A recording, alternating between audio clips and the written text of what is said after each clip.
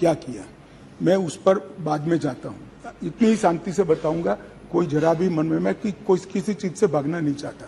भागना मेरा स्वभाव ही नहीं है भाई, मैं किसी भी चीज से भागना नहीं। मगर मणिपुर की नस्लीय हिंसाओं के इतिहास को समझना पड़ेगा।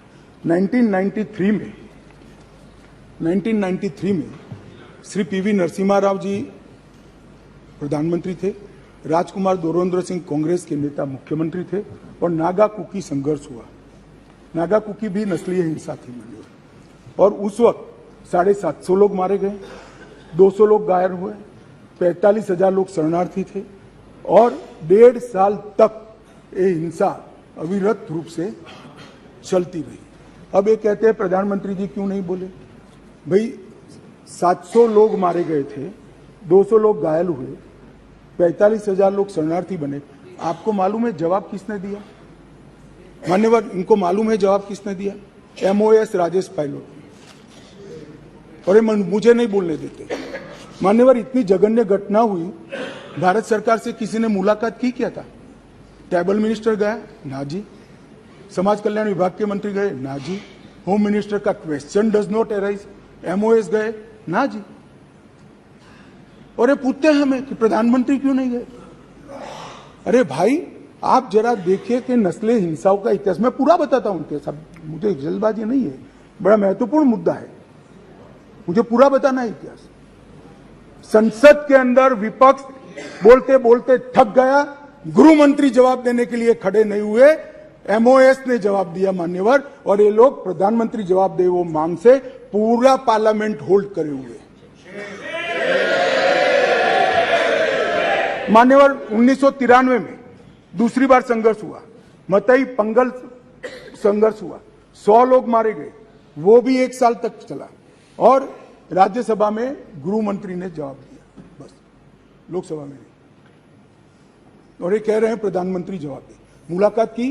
किसी ने नहीं की, ना गृह मंत्री ने, ना MOS ने, किसी ने नहीं की। फिर इंदर कुमार गुजराल आए 97-98 में, कुकी पाइते संघर्ष हुआ, 350 लोग मारे गए, 1 साल तक संघर्ष चला। ये भी नस्लीय हिंसा है। मैं टेररिज्म की घटनाएं नहीं गिना रहा, नस्लीय हिंसा समझा रहा हूं।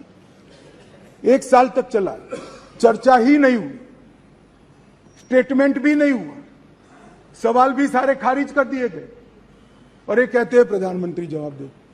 और मैं डे 1 से कह रहा हूं मान्यवर, मैं जवाब देने के लिए तैयार हूं, मेरी ड्यूटी है, मैं देश के प्रति जवाब दे हूं, संसद के प्रति जवाब दे हूं, विपक्ष के प्रति भी जवाब दे हूं, मैं आपको जवाब देने के लिए। मुझे बोलने नहीं देते हैं। ये किस प्रकार का लोकतंत्र है मान्यवर? तो अब तो बोलने ही दोगे, अब तो बोलने ही दोगे दादा। मैं पहले की बात कर रहा हूं, पहले की बात कर रहा हूं। और हमारे गोगाई जी कहते हैं मौन तोड़ने के लिए लाया गया। अरे भाई, मौन रखने वाले तो हार गए और वहां बैठ गए, हम तो बोलने वाले हैं, जवाब देने वाले हैं।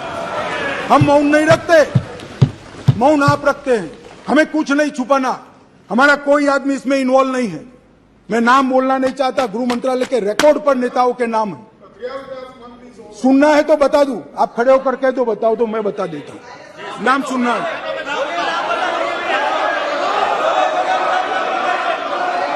मान्यवर, बाद में 2004 में मनमोहन सिंह जी थे, इबोवी सिंह जी थे, लगभग 1700 लोगों के एनकाउंटर हुए, 1700 लोग एक तरफा वर्दी से। ऐसा वहां मानते हैं, मैं नहीं मानता, मैं तो व्यवस्था में विश्वास रखने वाला हूं।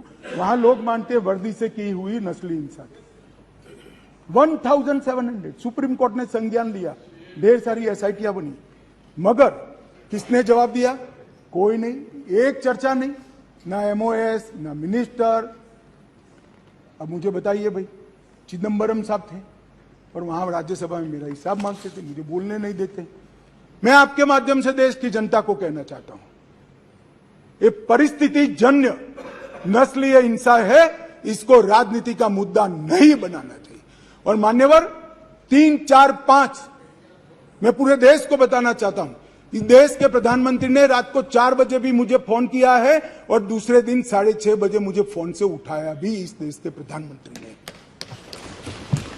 और ये कह रहे हैं मोदी जी ध्यान नहीं रख।